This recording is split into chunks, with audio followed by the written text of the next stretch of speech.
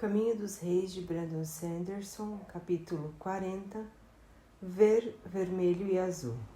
Citação de abertura do capítulo. Morte nos lábios, som no ar, fuligem na pele. De A Última Desolação, de Ambrian, linha 335.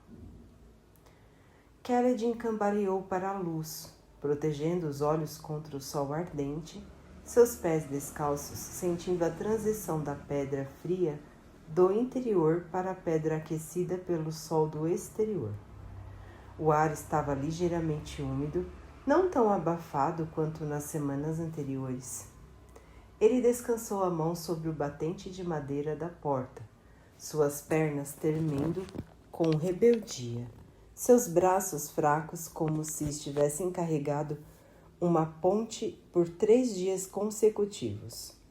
Respirou profundamente. Seu flanco devia estar ardendo de dor, mas só sentia um mal-estar residual. Algumas das suas feridas mais profundas ainda estavam cobertas de cascas, mas as menores haviam desaparecido completamente. Sua mente estava surpreendentemente clara. Ele nem mesmo sentia uma dor de cabeça. Rodeou a caserna, sentindo-se mais forte a cada passo, embora continuasse com a mão na parede. Loupen vinha logo atrás. O Erdasiano estava cuidando de Kaledin desde que despertara. Ele devia estar morto. Eu devia estar morto, pensou Kaledin. O que está acontecendo? No outro lado da caserna, ele ficou surpreso ao encontrar os homens carregando a ponte em seu treino diário. Rocha estava na frente, no meio, fornecendo o ritmo de marcha como Kaledin costumara fazer. Eles alcançaram o outro lado da serraria e fizeram a curva, avançando de volta. Só quando já quase tinham ultrapassado o barracão, foi que um dos homens na frente, Moshe, notou Kaledin. Ele estacou, quase fazendo com que toda a equipe de ponte tropeçasse. "Qual é o seu problema?" gritou Thorfinn de trás, a cabeça envolta pela madeira da ponte. Moshe não lhe deu atenção. Ele saiu debaixo da ponte, fitando Kaledin com olhos arregalados. Rocha ordenou apressadamente que os homens pousassem a ponte no chão. Mais deles o viram, adotando as mesmas expressões reverentes que Moshe, Robert e Pete. Suas feridas suficientemente curadas haviam começado a praticar com os outros. Isso era bom, voltariam a ganhar soldo. Os homens caminharam até Kaledin, silenciosos nos seus coletes de couro. Eles mantiveram distância, hesitantes, como se ele fosse frágil ou sagrado. Kaledin estava sem camisa, as feridas quase curadas e expostas, e vestia apenas suas calças de carregador de pontes que chegavam até os joelhos. "Vocês realmente precisam praticar o que devem fazer se um de vocês tropeçar ou pisar em falso", disse Kaledin. Quando Moshe parou abruptamente, "vocês todos quase caíram. Isso poderia ser um desastre no campo." Todos olharam para ele, incrédulos, e Kaledin não conseguiu evitar um sorriso. Em um momento, os homens o rodearam, rindo e batendo nas suas costas. Não eram boas-vindas totalmente apropriadas para um enfermo, particularmente quando o tapa veio de Rocha, mas Kaledin apreciou o seu entusiasmo. Só Teft não se uniu a eles. O carregador de pontes mais velho ficou de lado, com os braços cruzados. Parecia preocupado. "Teft?" perguntou Kaledin. "Você está bem?" Teft bufou, mas mostrou um mínimo sorriso. "Só pensei que esses rapazes não tomam banho com frequência para que eu queira chegar perto bastante para um abraço. Sem ofensa." Kaledin deu uma gargalhada. "Entendo. Seu último banho fora durante a Grã Tormenta." A Grã Tormenta? Os outros carregadores continuavam a rir, perguntando como ele se sentia, proclamando que Rocha deveria arrumar alguma coisa extra especial para a refeição noturna junto à fogueira. Kaledin sorriu e acenou, garantindo que se sentia bem, mas estava se lembrando da tempestade. Lembrava-se perfeitamente dela, de se segurar ao anel no topo do edifício, sua cabeça para baixo e os olhos fechados contra a torrente avassaladora. Lembrava-se de Sil em uma postura protetora diante dele, como se pudesse desviar a própria tempestade. Ele não conseguia vê-la por perto. Onde estaria?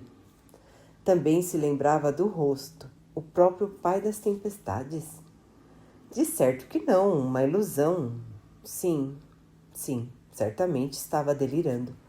As memórias de esprenos de morte estavam misturadas com as lembranças da sua vida, e misturadas com estranhos súbitos choques de força, gelados mas refrescantes. Como o ar frio de uma manhã revigorante, depois de uma longa noite em um quarto abafado, ou como esfregar a seiva de folhas de gulgue em músculos doloridos, deixando-os quentes e frios ao mesmo tempo. Ele se lembrava desses momentos com muita clareza. O que os causara? A febre? Quanto tempo? Indagou ele, verificando os carregadores, contando-os. Eram 33, incluindo Lopen e o silencioso Debit. Quase todos estavam presentes. Impossível! Se suas costelas estavam curadas, então ele devia ter ficado inconsciente por pelo menos 4 semanas. Quantas incursões de pontos? 10 dias, respondeu Moshe. Impossível, disse Kaledin. Minhas feridas... É por isso que estamos tão surpresos de vê-lo de pé e caminhando, replicou Rocha rindo. Você deve ter ossos duros como granito. O meu nome devia ser seu. Kaledin se recostou na parede. Ninguém corrigiu Moshe. Uma equipe inteira de homens não perderia a noção de tempo daquele jeito. Idolir e Trefe? Nós os perdemos, disse Moshe, ficando sério. Tivemos 2 incursões de pontes enquanto você estava inconsciente. Ninguém gravemente ferido, mas 2 mortos. Nós não sabíamos como ajudá-los. Isso fez com que os homens se aquietassem. Mas a morte era o destino dos carregadores, e eles não podiam pensar muito no que fora perdido. Kaledin decidiu, no entanto, que precisaria treinar alguns dos outros na cura. Mas como ele estava de pé e caminhando, será que fora ferido com menos gravidade do que pensara? Hesitantemente, cutucou seu flanco, buscando costelas quebradas. Só estava um pouco dolorido. Tirando a fraqueza, estava tão saudável quanto sempre fora. Talvez devesse ter prestado um pouco mais de atenção aos ensinamentos religiosos de sua mãe. Enquanto os homens voltavam a falar e celebrar, ele notou a maneira como o olhavam, respeitosa e reverente. Eles se lembravam do que havia dito antes da grande tormenta. Recordando, Kaledin percebeu que estivera um pouco delirante naquele momento. Agora parecia uma proclamação incrivelmente arrogante, sem mencionar que trazia um quê de profecia. Se os fervorosos descobrissem... Bem, ele não podia desfazer o que fizera. Teria apenas que seguir em frente. Você já estava oscilando sobre um abismo, pensou Kaledin. Precisava escalar até um penhasco ainda mais alto? Um súbito e lamurioso toque de corneta soou pelo campo. Os carregadores se calaram. A corneta soou mais 2 vezes. Era de se esperar, resmungou Natan. Estamos de serviço? Perguntou Kaledin. Estamos, disse Moshe. Façam fila, rosnou Rocha. Vocês sabem o que fazer. Vamos mostrar ao capitão Kaledin que não esquecemos como se faz. Capitão Kaledin? Perguntou Kaledin enquanto os homens se enfileiravam. Claro, Gancho, disse Lopen de trás dele. falando naquele sotaque rápido que contrastava tanto com sua atitude despreocupada. Eles tentaram fazer de Rocha o líder de ponte. Claro, mas nós só passamos a chamar você de capitão e ele de líder de esquadrão. Gas ficou furioso. Lopen sorriu. Kaledin assentiu. Os outros homens estavam tão felizes, mas ele tinha dificuldade em partilhar do seu humor. Enquanto eles entravam em formação ao redor da sua ponte, Kaledin começou a perceber a fonte de sua melancolia. Seus homens estavam de volta ao ponto de partida, ou pior, ele estava enfraquecido e ferido, e ofendera o grão-príncipe em pessoa. Sadias não ficaria satisfeito ao descobrir que Kaledin havia sobrevivido à febre. Os carregadores ainda estavam destinados a serem abatidos um a um. O transporte lateral fora um fracasso. Ele não havia salvado seus homens, só fornecera um curto adiamento da execução. Carregadores de pontes não devem sobreviver, ele lembrou. Ele tinha suspeitas quanto ao motivo disso. Cerrando os dentes, soltou a parede do barracão e atravessou até o ponto onde os carregadores estavam enfileirados. Os líderes dos subesquadrões fazendo uma rápida revista dos seus coletes e sandálias. Rocha olhou Kaledin de soslaio. E o que você acha que está fazendo? Estou me juntando a vocês, disse Kaledin. E o que você diria a um dos homens se ele tivesse acabado de se levantar depois de uma semana com febre? Kaledin hesitou. Eu não sou como os outros homens, pensou. Então se arrependeu. Ele não podia começar a acreditar que era invencível. Correr agora com a equipe, fraco como estava, seria pura idiotice. Você tem razão, ele disse. Você pode ajudar a mim e ao Mule carregando água, Gancho, disse Lopen. Agora nós somos uma equipe e vamos em todas as missões. Kaledin assentiu com a cabeça. Tudo bem. Rocha olhou para ele. Se eu me sentir cansado demais quando chegarmos ao final das pontes permanentes, eu volto. Prometo. Rocha concordou, relutante. Os homens marcharam sob a ponte até a área de concentração e Kaledin juntou-se a Lopen e Debit, enchendo odres de água. Kaledin estava de pé na beira do precipício, com as mãos juntas atrás das costas, as sandálias na borda da queda. O abismo o fitava, mas ele não o fitou de volta. Estava concentrado na batalha, sendo travada no platô adiante. Aquela abordagem havia sido fácil. Eles chegaram ao mesmo tempo que os parchindianos. Em vez de se darem ao trabalho de matar os carregadores, os parchindianos assumiram uma posição defensiva no centro do platô, ao redor da crisálida. Agora, os homens de Sadias lutavam com eles. A testa de Kaledin estava empapada de suor, devido ao calor do dia, e ainda sentia um resquício de exaustão da sua doença. Mas não estava nem perto de quão mal deveria estar. O filho do cirurgião estava perplexo. Por enquanto, o soldado vencia o cirurgião. Estava transfixado pela batalha. Lanceiros aletianos, vestindo couro e placas peitorais, pressionavam uma linha curva contra os guerreiros parchindianos.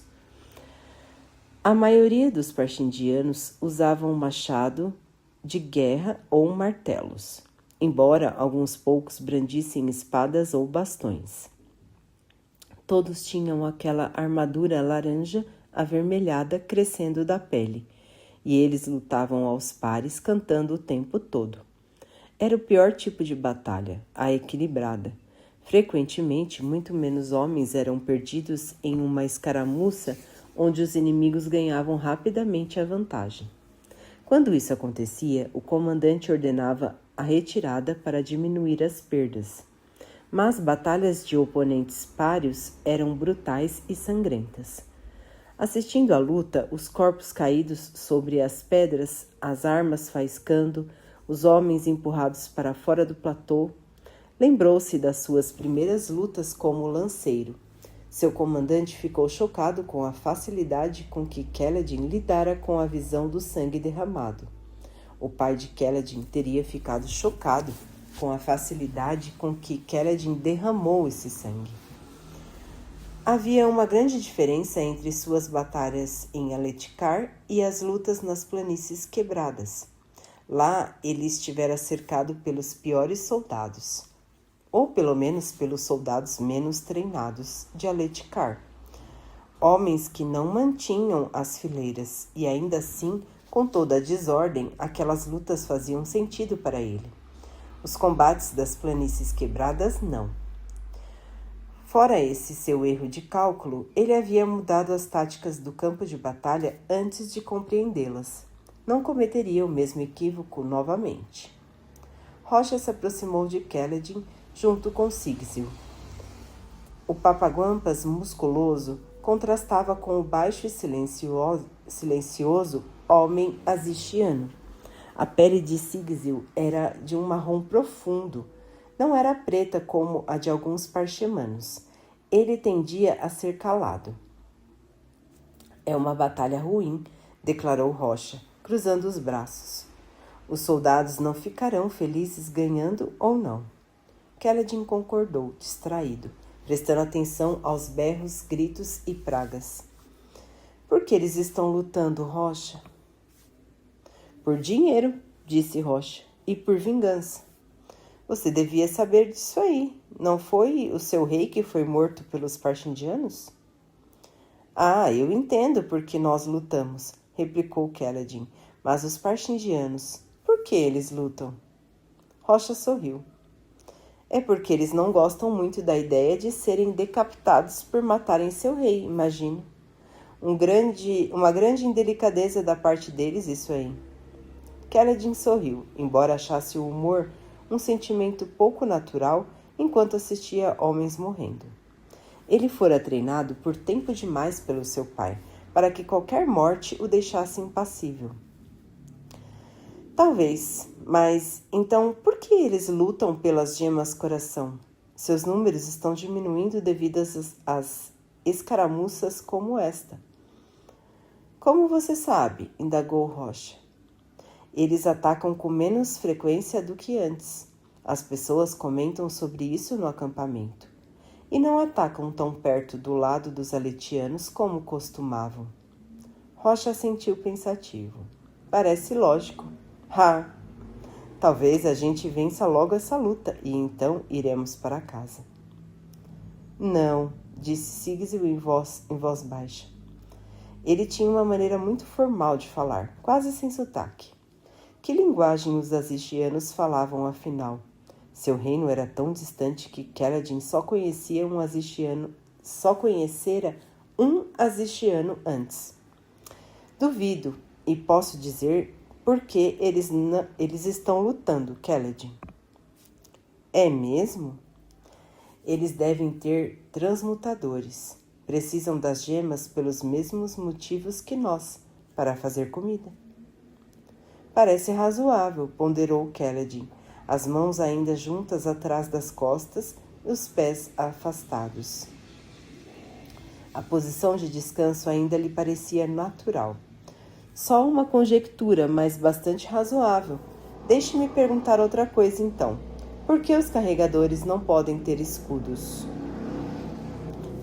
Porque isso aí nos deixaria lentos demais, disse Rocha. Não, replicou Sigzil.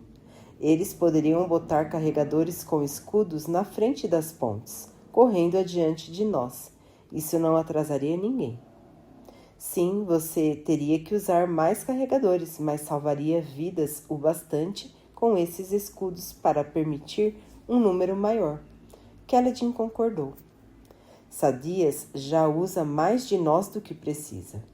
Na maioria dos casos, um número maior de pontes do que o necessário consegue se instalar. Mas por quê? Indagou Sigzil. Porque somos bons alvos, sussurrou Kaladin, compreendendo. Nós somos colocados na linha de frente para chamar a atenção dos parchindianos. É claro que somos. Rocha deu de ombros. Exércitos sempre fazem isso aí. Os mais pobres e menos treinados vão primeiro. Eu sei, disse Kaledin, mas geralmente eles recebem alguma proteção. Você não está vendo? Nós somos apenas uma onda inicial dispensável. Nós somos iscas. Estamos expostos, então os parchindianos não têm como não disparar contra nós. Isso permite que os soldados comuns se aproximem sem serem feridos. Os arqueiros parchindianos estão mirando contra os carregadores. Rocha franziu o senho. Escudos nos tornariam menos tentadores, disse Kaledin, e é por isso que ele os proibiu. Talvez, comentou Sigzil pensativo, mas parece tolice desperdiçar tropas. Na verdade não é tolice, disse Kaledin. Se você precisa atacar posições fortificadas repetidamente, não pode se dar ao luxo de perder suas tropas treinadas. Não estão vendo? Sadias tem um número limitado de homens treinados. Mas homens destreinados são fáceis de achar. Cada flecha que acerta um carregador de pontes é uma flecha que não acerta um soldado em quem ele gastou muito dinheiro em treinamento e equipamento. E por isso que é melhor para Sadias utilizar um grande número de carregadores em vez de um número menor, mas protegido. Ele devia ter percebido isso antes.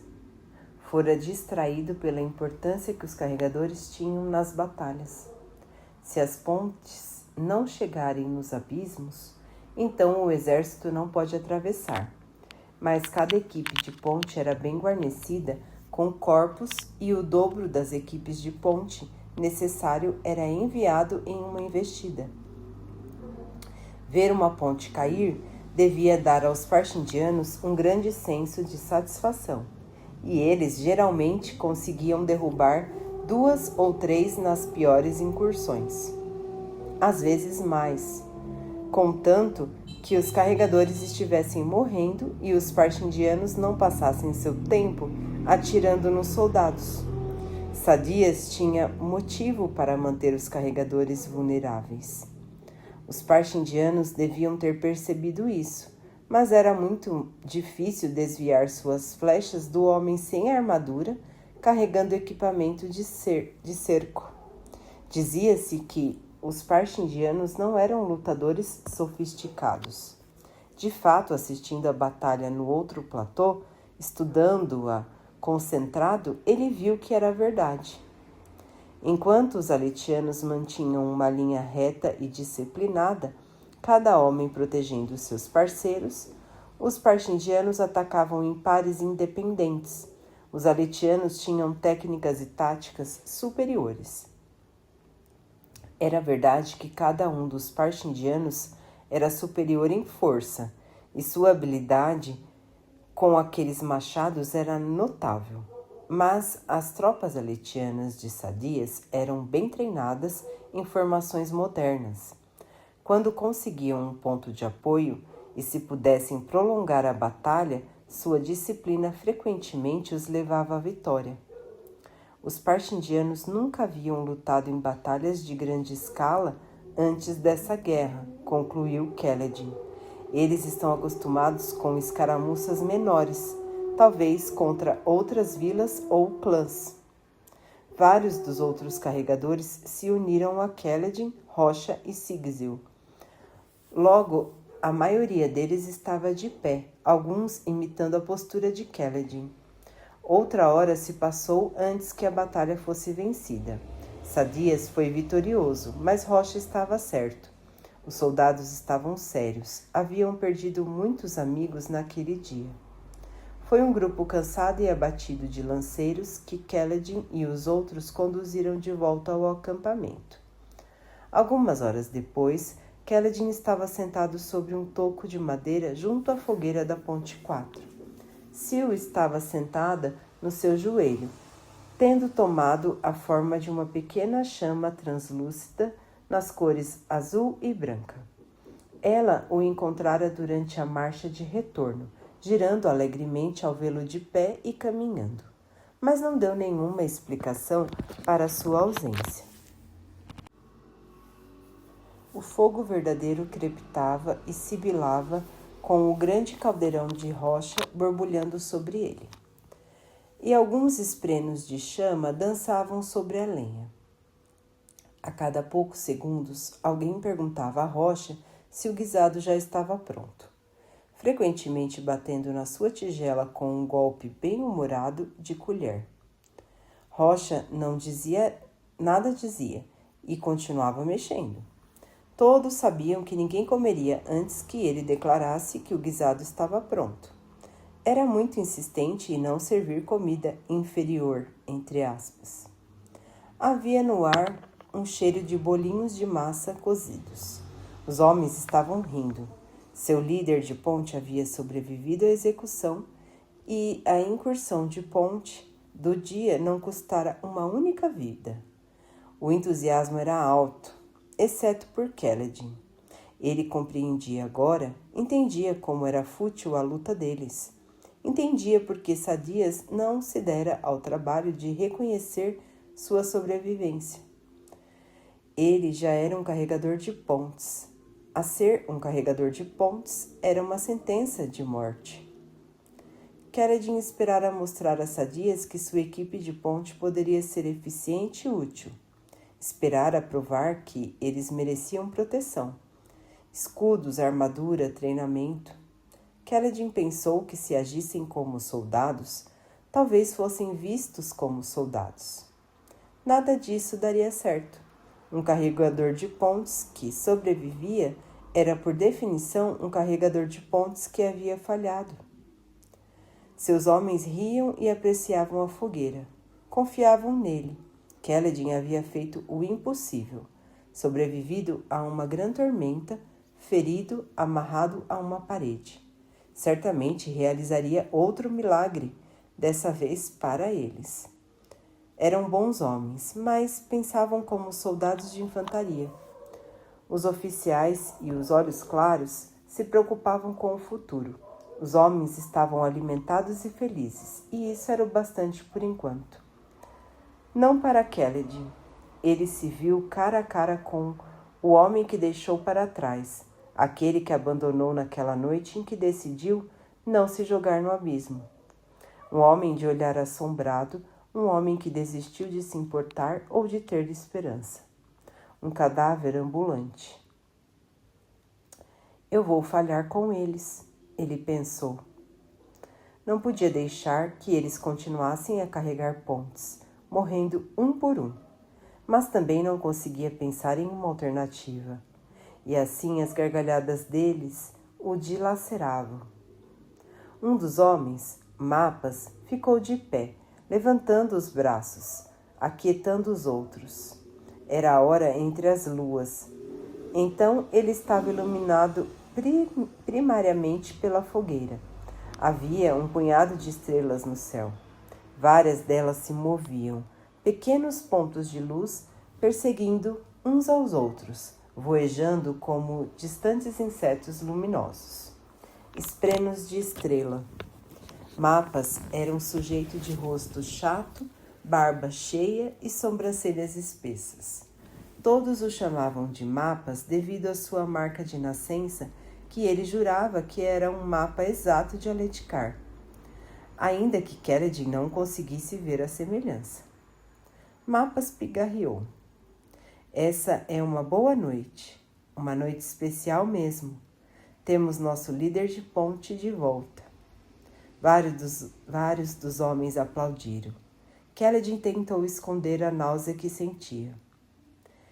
Temos boa comida chegando, continuou Mapas, e olhou Rocha de soslaio. Ela tá chegando, não tá, Rocha? Está chegando, Rocha continuou mexendo. Tem certeza? A gente podia sair em outra incursão de ponte, para você ter mais um tempinho, sabe? Mais 5 ou 6 horas. Rocha lançou a ele um olhar feroz. Os homens riram, vários deles batendo nas tigelas com as colheres. Mapas deu uma risada. Então pegou um pacote embrulhado em papel atrás da pedra, que estava usando como assento, e o jogou para a rocha. Surpreso, o Papaguampas mal conseguiu pegá-lo, quase deixando cair no guisado. De todos nós, disse Mapas, um pouco sem jeito, por nos fazer guisado toda a noite. Não pense que não percebemos como você trabalha duro nisso. Nós relaxamos enquanto você cozinha. E você sempre serve todo mundo primeiro. Então compramos isso para agradecer. Ele esfregou o nariz no braço, estragando um pouco a emoção do momento, e sentou-se de novo. Vários dos carregadores bateram nas suas costas, cumprimentando-o pelo discurso. Rocha desembrulhou o pacote e ficou olhando durante um longo período. Kelledin inclinou-se para a frente, tentando ver o conteúdo. Rocha enfiou a mão no pacote e levantou o item. Era uma navalha de brilhante aço prateado. Havia um pedaço de madeira cobrindo o lado afiado. Rocha o removeu, inspecionando a lâmina. Seus idiotas malucos, disse ele em voz baixa. É linda! Também tem um pedaço de aço polido, disse Pete, para servir de espelho. E um pouco de sabão de barba e uma tira de couro para afiar a lâmina. Incrivelmente, Rocha ficou com os olhos úmidos. Ele se afastou do caldeirão, agarrado a seus presentes. O guisado está pronto, anunciou ele. Então correu para o barracão. Os homens ficaram em silêncio. Pai das tempestades, disse finalmente o jovem Dune. Vocês acham que fizemos a coisa certa? Quero dizer, o modo como ele reclama e tudo mais? Acho que foi perfeito, disse Teft. Só deem ao grandalhão algum tempo para se recuperar. Desculpe não termos comprado nada para o senhor, disse Mapas a Kelledin. Não sabíamos que estaria acordado. Está tudo bem, disse Kelledin.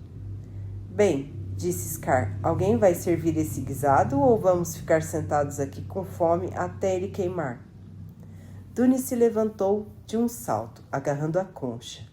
Os homens se reuniram ao redor do caldeirão, se amontoando um atrás do outro até serem servidos pelo rapaz.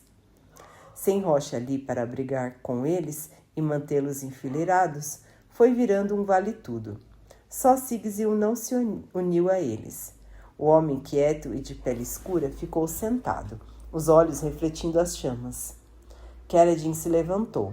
Estava preocupado, apavorado, na verdade, com a possibilidade de se tornar novamente aquela pessoa miserável, aquele que havia desistido de se importar porque não via alternativa. Então ele procurou uma conversa, caminhando na direção de Sigzil. Seu movimento perturbou Sil, que bufou e zumbiu ao seu ombro. Ela ainda estava na forma de uma chama. Ter aquilo no seu ombro era uma causa ainda maior de distração. Ele não disse nada. Se ela soubesse que o incomodava, provavelmente faria mais vezes. Ela ainda era um espreno de vento, afinal de contas. Kelledin sentou-se perto de Sigzil. Não está com fome? Eles estão mais ansiosos do que eu, respondeu Sigzil. Se as noites anteriores servirem de guia, ainda haverá bastante para mim depois de eles encherem suas tigelas. Kelledin concordou. Gostei da sua análise hoje no platô. Às vezes eu sou bom nisso. Você tem estudo, dá para perceber nas suas palavras e ações. Sigzil hesitou. Sim, disse ele finalmente. Entre o meu povo não é pecado que um homem tenha uma mente afiada. Não é um pecado para um aletiano, tampouco. Minha experiência é que vocês só se preocupam com guerras e a arte da matança. E o que você viu de nós além do exército? Não muito, admitiu Sigzil. Então, um homem educado, disse Kelledin pensativo, em uma equipe de ponte? A minha educação nunca foi completada, disse ele. Nem a minha, respondeu Kelledin. Sigzil olhou para ele curioso. Eu era aprendiz de cirurgião, explicou Kaledin. Sigzil assentiu, o espesso cabelo preto caindo sobre os ombros. Ele era um dos poucos carregadores que se preocupava em fazer a barba. Agora que Rocha tinha uma navalha, talvez isso mudasse. Um cirurgião, disse ele. Não posso dizer que estou surpreso, levando em consideração como lida com os feridos. Os homens dizem que você é secretamente um olhos claros de alta classe. O quê? Mas meus olhos são castanhos. Desculpe, disse Sigzil. Não disse a palavra certa. Vocês não têm a palavra certa na sua língua.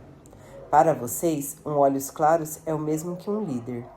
Em outros reinos, contudo, outras coisas tornam um homem maldita seja essa língua letiana, um homem de alta estirpe, um luminobre, só que sem os olhos claros. De qualquer modo, os homens acham que você deve ter sido criado fora de Aletikar, como um líder. Sigzil olhou de volta para os outros. Eles estavam começando a se sentar, atacando vigorosamente seu guisado. É a maneira como você lidera tão naturalmente, a maneira como faz com que os outros queiram escutá-lo. São as coisas que eles associam aos olhos claros. Portanto, inventaram um passado para você. Vai ser difícil convencê-los do contrário agora. Sigzil olhou para ele. Se for mesmo uma invenção. Eu estava no abismo no dia que você usou aquela lança. Uma lança, disse Kaledin, uma arma de um soldado olhos escuros, não uma espada de olhos claros. Para muitos carregadores a diferença é mínima. Todos estão muito acima de nós. Então, qual é a sua história? Sigzil deu um sorriso. Estava imaginando quando você ia perguntar. Os outros mencionaram que você os interrogou sobre suas origens. Eu gosto de conhecer os homens que lideram.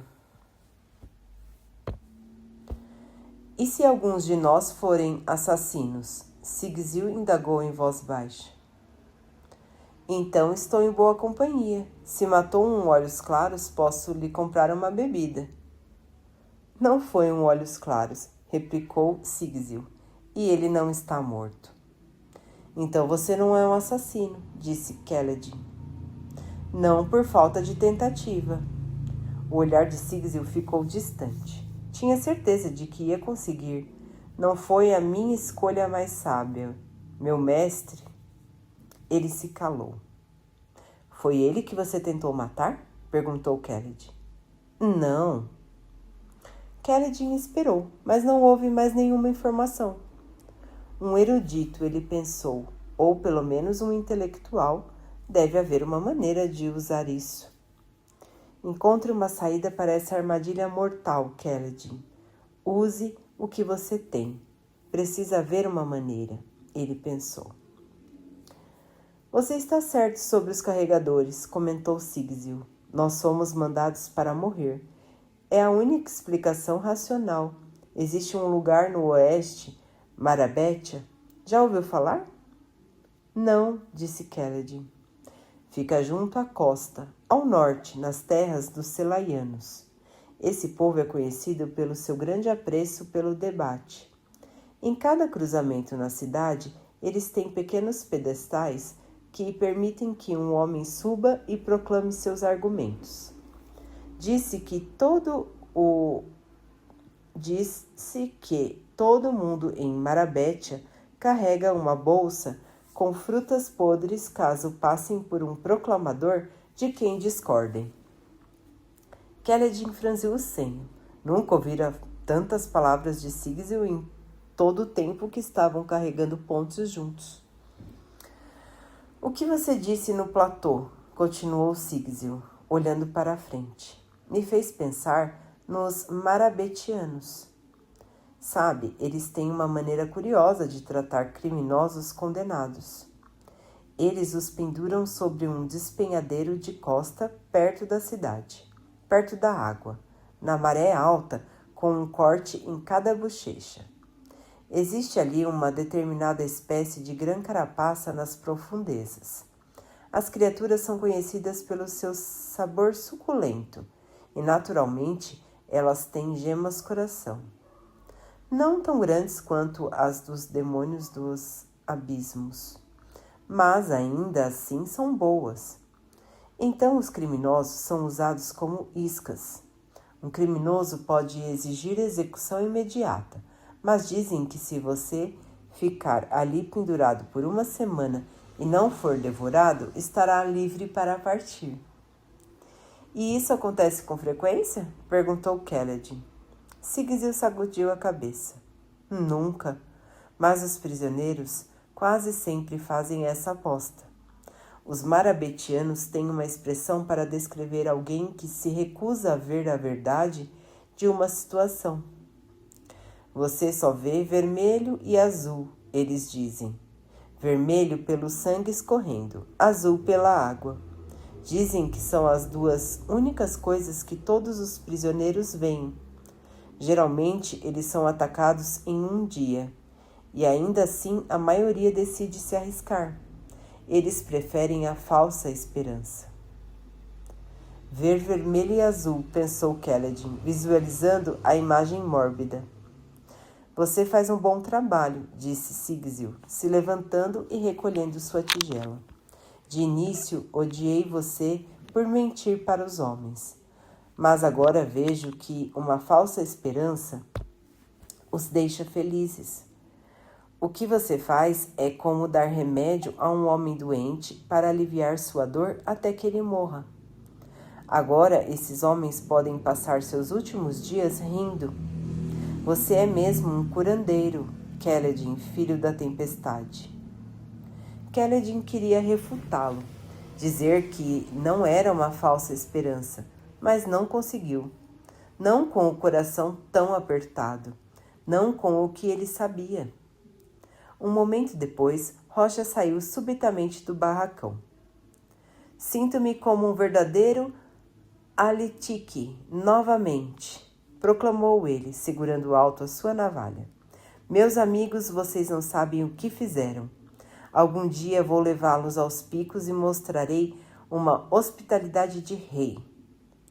Apesar de toda a sua reclamação, ele não havia raspado totalmente a barba.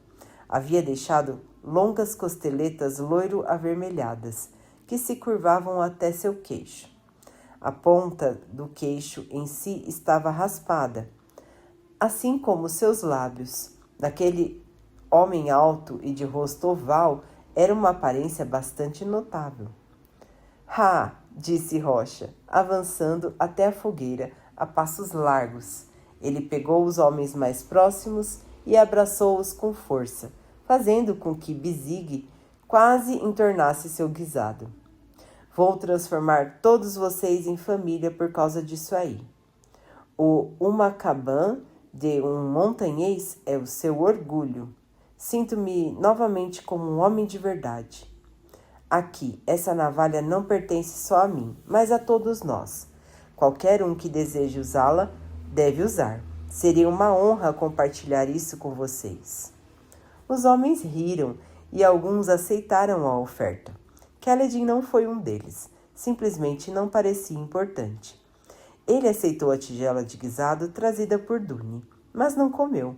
Sigizil preferiu não se sentar de volta ao seu lado, recuando para o outro lado da fogueira. Ver vermelho e azul, pensou Kaledin. Não sei se é uma boa descrição para nós. Para que visse vermelho e azul, Kaledin teria que acreditar que havia pelo menos uma pequena chance de a equipe de Pontes sobreviver. Naquela noite estava tendo dificuldades em convencer a si mesmo. Ele nunca fora um otimista. Via o mundo como ele era, ou ao menos tentava. Isso era um problema, quando a verdade que enxergava era tão terrível. Ah, pai das tempestades, ele pensou, sentindo o peso esmagador do desespero enquanto fitava sua tigela. Estou voltando ao meu estado de miséria. Estou perdendo o controle da situação e de mim mesmo.